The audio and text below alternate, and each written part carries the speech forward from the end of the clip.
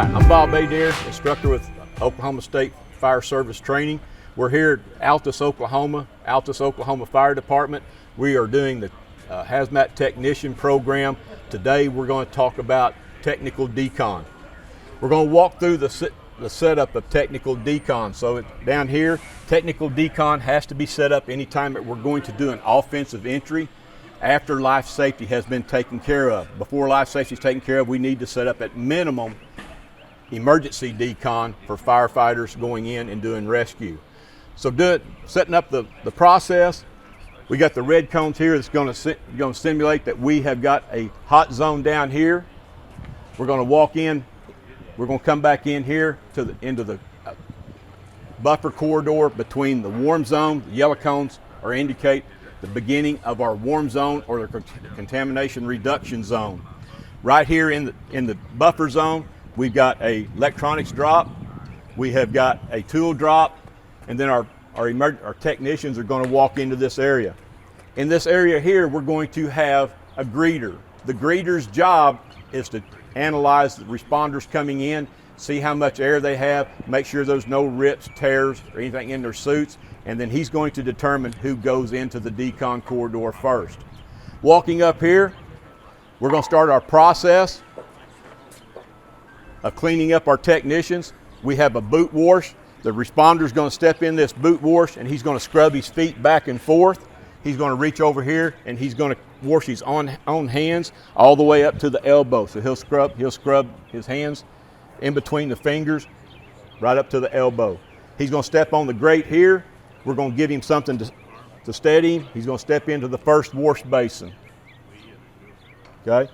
Right here, we're going to start the process of rinsing the responder off, and then we have our brushes set up over here to where they can actually apply a soap if we're dealing with a hydrocarbon. If we're doing something that's very soluble, then we may just be able to use water. So we're going to scrub the responder, then we're going to rinse the responder off. Okay? The next station, when he steps out of here, and we'll see that as we come through bringing our level A suits in. If we're dealing with a biological, we got a station right here with a hypochlorite solution to where they can spray the suit down. This is going to slow down the decon process because if you look in your ERG, it says that this solution has got to be on this suit for 10 to 15 minutes before it does its job. So this responder is going to be here. He's got to have enough air to walk through here. Our second wash station is here. So the same process that happens here happens here. And then we're going to have boot scrub and stuff right here again. As we come up through here, they're going to stay on these layouts right here. We're going to be dealing with a corrosive today. So we got pH paper on a stick to where they can actually reach up and touch this responder. You don't want to drag it because if you do, you'll get a color change and you won't know where you hit the color change. So they're just going to tap each place, the front and the back. They're going to walk up here. This is our doffing area. The responder is going to turn around. He's going to step inside of this bag right here. They're going to bring his suit off of him. And then after they get the suit down below the knees, we'll have tenders here to help him sit down. And then they'll take his suits off. And when they get ready, they'll just pull the bag up, tie it off, and it goes in one of these containers. We got one for the suits. We have one for the SCBAs. When he steps out of here, he's in the cold zone.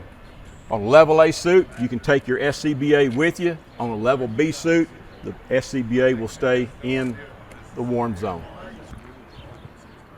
On our layout, we've got an entry corridor right here for our technicians to go in.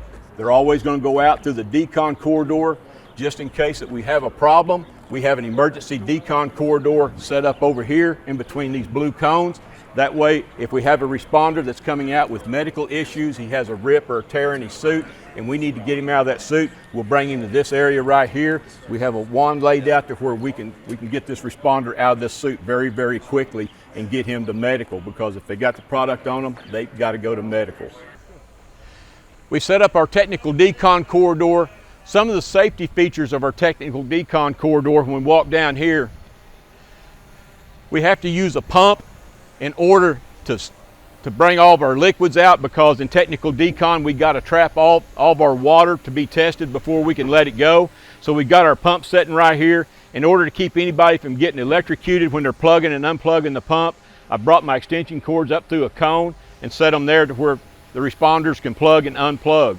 We've got all of our water supplies on one side. That way we're going to have all of our personnel over here on this side. That way we don't have any possibility of cross-contamination of getting the product blowed over on anybody in that area. When we set up our berm, we raised our berm up. You can use a fire hose that's charged, or you can use 4x4s or whatever you have that's going to be handy in order to make our berm to catch all of our water, because we cannot let any of this water go. It all has to be trapped in order to contain it, so it can be tested before we let get rid of the water. We've got our walkers over here where our responders coming in can stabilize themselves when we're washing their boots. We've got our buckets, hose lines, and all on the same side. That way we don't have any possibility of any type of cross-contamination.